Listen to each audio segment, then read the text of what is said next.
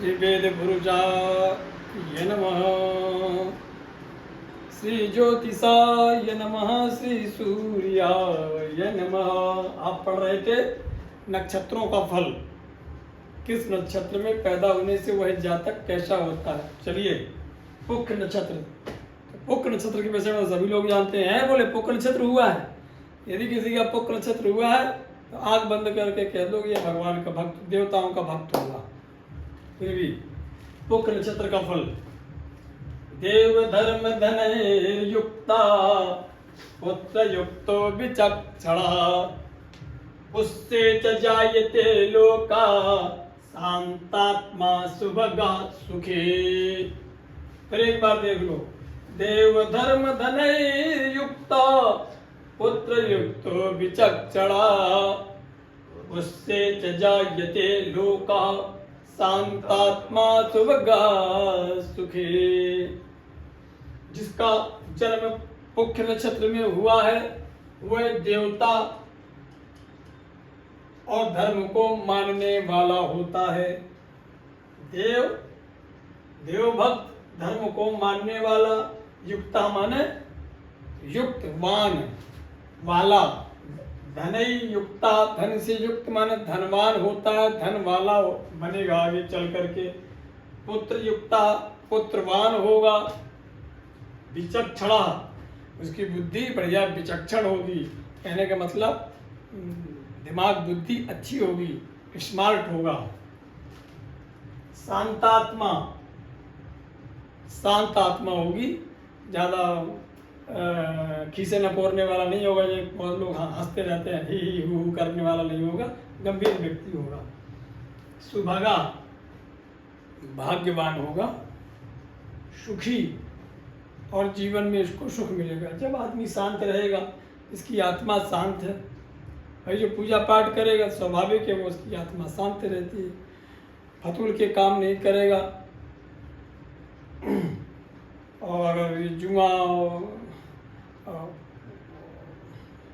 दारू ये सब नहीं करेगा तो क्या, चोर चक्का जुआरी उनसे गंगा हारी, उन्हें क्या शांति मिलेगी। जो व्यक्ति इतने सारे जिनमें गुण होंगे तो शांत आत्मा तो होगा। कौन होगा?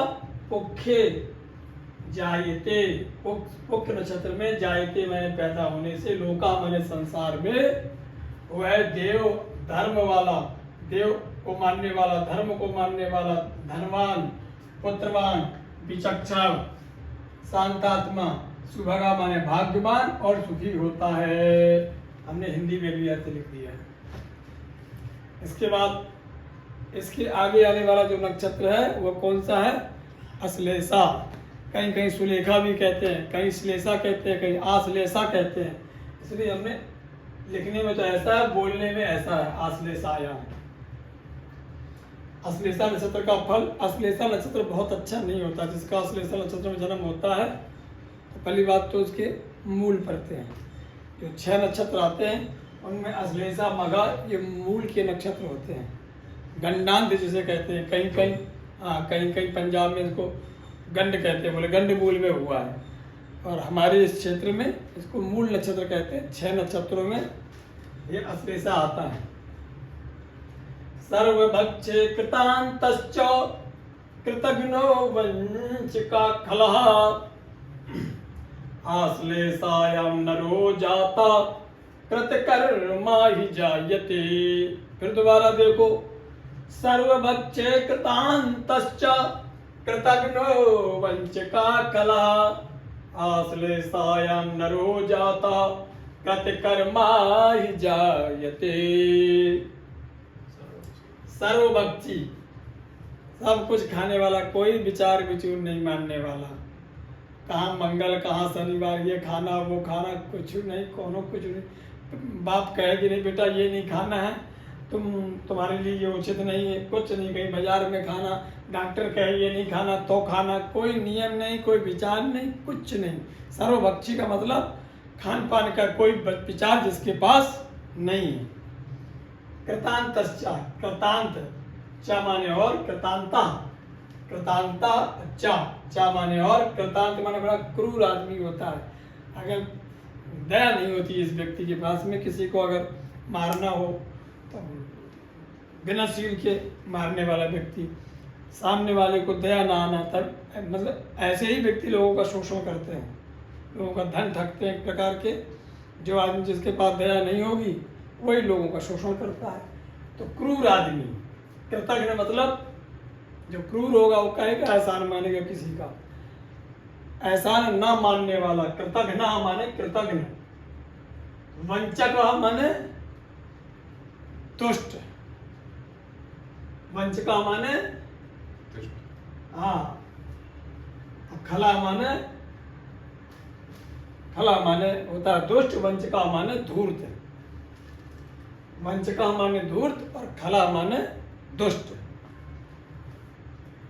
कृतकर्मा मैंने ये किया, मैंने अपनी ही वाणी से, अपने मुख से दिन भर बखानने वाला, मैंने ये किया, मैंने ये किया, मैंने ये किया, अपने ही बात को कहने वाला, वो जो है अश्लेषा नक्षत्र में पैदा होता है। अपनी ही बड़ाई करने वाला जो अश्लेषायाम जायते, जायते माने जो पैदा होता है, कहे में अश्लेषायाम, अश्लेषा में, ऐसा नरा जाता, ऐसा वो जातक, ऐसा वो प्राणी कैसा होता है, सर्वभक्षी। कृतांत माने क्रूर, कृतघ्न माने एहसान न मानने वाला, वंचक माने धूर्त, खल माने दुष्ट, कृतकर्मा माने अपनी बड़ाई करने वाला होता है। समझ गए? कई ऐसे हैं, अतिमानम सुरापानम तस्मात् एतत्त्रयं त्यजेत्। 3 बातें हैं। अतिमानम सुरापानम, जो अपने आप को दिन भर मैं हूँ उसको कहते हैं, स्वाभिमान रखना चाहिए, अच्छी बात है। लेकिन अतिमानम, जिसके पास अत्यंत अपने आप को मान है, तो समझ लो वो सुरापानम, शराब के नशा पिए हुए।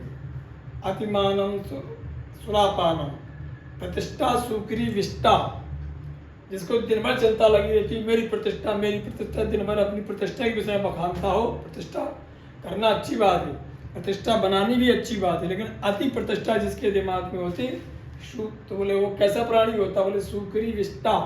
ये समझ लो सुअर की विष्टा के समान उसका जीवन हो जाता है। तो कुछ दिन बाद समाज में वो निंदनीय, जैसे वो उस विष्टा से लोग दूर भागते हैं, ऐसे उस प्राणी से भागने लगते हैं। प्रतिष्ठा सुक्री विष्टा गौरवम महारौरवम, ये मेरा गौरव, ये मेरा गौरव। अभिमान के 3 कारण हैं अति के, एक प्रतिष्ठा, गौरव और अतिमान माने अत्यंत मान।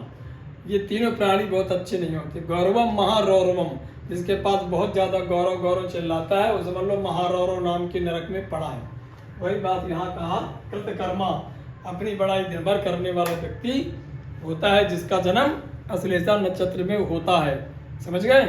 चलिए आगे चलते। इसके बाद आता मघा नक्षत्र। मघा नक्षत्र भी मूल नक्षत्रों में आता, गंडांत नक्षत्रों में आता है। मघा नक्षत्र का बहुभृत्यो धनी भोगी पितृभक्तो महोद्यमे।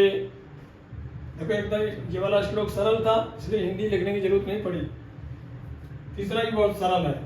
बहुभृत्यो धनी भोगी पितृभक्तो महोद्यमे, चमूनाथो राजसेवी मगायां जायते नरः। मघायां जायते नरः। मघायां, मघा नक्षत्र में, नरः माने जो प्राणी, जो जातक, जायते माने पैदा होता है। वो कैसा होता है? बहुभृत्यो। मघा में भले मूल जरूर पड़ते हैं, लेकिन मघा नक्षत्र में होने से जातक ज्यादा खराब नहीं होता, अश्लेषा में ज्यादा खराब होता है। इसमें मूल जरूर पड़ते हैं, गंडांत जरूर है, लेकिन इसमें पैदा होने से इतना ज्यादा खराब नहीं है कि जैसे इसमें पूरे खराब ही खराब था, सारे खराब ही गुण थे। इसमें ये कह रहे हैं बहुभृत्यो, बहुत नौकरों वाला। भृत्या माने, भृत्य माने होता है नौकर, तो बहु माने बहुत, भृत्या बहुभृत्यो, और जब विसर्ग से ऊ को ओ हो जाता है तो बहुभृत्या, बहुत नौकर वाला। धनी, भोगी, खूब जीवन में भोग करने को मिलेगा, खूब सुख सुविधाएं मिलेंगी। पितृभक्तो, पिता का भक्त होगा। महाउद्यमी को जोड़ने से महोद्यमी बनता है, माने कर्मठी होगा। उद्यमी मतलब उद्यमी संगस्ति कार्याणि ही मनोरथ ही। जो व्यक्ति उद्यमी है, यदि उसके भाग में न भी कुछ हो तब भी वो भूखा नहीं रहता, ऐसा नीतिकारों ने लिखा है। उसी को कहते हैं महाउद्यमी। जब जोड़ दो महाउद्यमी को तो महोद्यमी, गुण संधि होती है, इसलिए महोद्यमी हो जाता है। चमूनाथ कहते हैं सेनापति, चमू कहते हैं सेना को, और नाथा माने पति स्वामी सेनापति। किसी सैनिक अनेक पद में जाएगा, कोई आधिकारिक पद पावेगा, उसको सेनापति कहते हैं। अपने वर्तमान की व्यवस्था में, शासन प्रशासन व्यवस्था में तो यही है कि कोई सैनिक अधिकारी बनेगा, IPS बन सकता है, और या अर्ध सैनिक बल में जा सकता है, आर्मी में, वायुसेना में, जल सेना इत्यादि में जा सकता है। बाकी और अन्य स्थिति देखने पर मालूम पड़ेगा कि किस विभाग, किस सेना में जाएगा, सेना से संबंधित। राज्य सेवी माने सरकारी कर्मचारी, राजा का आश्रित माने नौकरी वाला। तो मघायाम जायते नरा, मघा में पैदा होने से, नरा माने वो प्राणी, वो मानव जातक, बहु नौकरों वाला, धनी, भोगी, पितृभक्त, पिता का भक्त, महाउद्यमी। चमूनाथ माने सेनापति, और राज्य सेवी माने राज्य से आश्रित माने नौकरी वाला होता है। ये तीनों नक्षत्रों का फल है।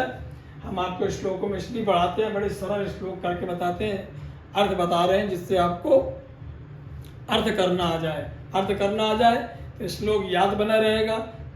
और श्लोक में, छोटे से श्लोक में बहुत सारी बातें होती हैं। अल्पाक्षर मसन दिग्धम सारावत विस्तुतो मुखम व्याकरण में पढ़ाया जाता है। बोले कोई चीज़ सूत्र में सीख लो, क्योंकि सूत्र का सार बहुत बड़ा होता है। अल्पाक्षर मिशन एकदम छोटे अक्षरों में सूत्र में याद कर लो, जिसका सार बहुत बड़ा होता है, हमेशा बना रहता है। और जब आप जैमिनी शास्त्र पढ़ेंगे, एक तो जैमिनी ज्योतिष होती है श्री जैमिनी मुनि के द्वारा, उसमें तो बिल्कुल बहुत छोटे छोटे सूत्र है। इसमें तो कम से कम अनुष्टुप छंद, ये सब छंदों में बड़ा खोल के विस्तार से बता दिया है। उसमें तो बिल्कुल जैसे व्याकरण के सूत्र हैं, ऐसे ही छोटे छोटे सूत्र हैं। उन सूत्रों को तो बहुत विस्तार से पढ़ना पड़ता है, उनकी बड़ी व्याख्या होती है। जय सीताराम। ध्यान रखिए, हमारे मनोबल बढ़ाने के लिए थोड़ा सा सब्सक्राइब वगैरह, बेल आइकन वगैरह, ये सब प्रोत्साहन के लिए करते रहिए, हमारा मनोबल बढ़े। क्योंकि हम कार्यक्रम वगैरह बंद करके इसमें लगे हुए हैं, थोड़ा अच्छे से हो जाए तो मनोबल बढ़ेगा। हमको लेना देना तो है नहीं, कोई यहाँ देता तो है नहीं, ना हमको लेना किसी ब्राह्मण से पैसे, ऐसा हम लेते भी नहीं। जब मैं पहले वृंदावन में पढ़ाता रहा हूँ, तब भी मैंने किसी ब्राह्मण से पैसा नहीं लिए। सवेरे 6 बजे से रात के 10 बजे तक पढ़ाता था वृंदावन में, स्रोत मुनि निवास में, बड़े विद्यालय में, साउथ की संस्था थी। तब भी किसी ब्राह्मण से पैसा नहीं लिए। भगवान करे ऐसी सद्बुद्धि रखे, किसी ब्राह्मण से पैसा ना लेने पड़े। लेकिन आपको सब्सक्राइब करने में पैसा तो जाता नहीं, शेयर करने में पैसा नहीं जाता, तो हमारा प्रोत्साहन बढ़ाने में तो आप कृपा करिए। जय सीताराम।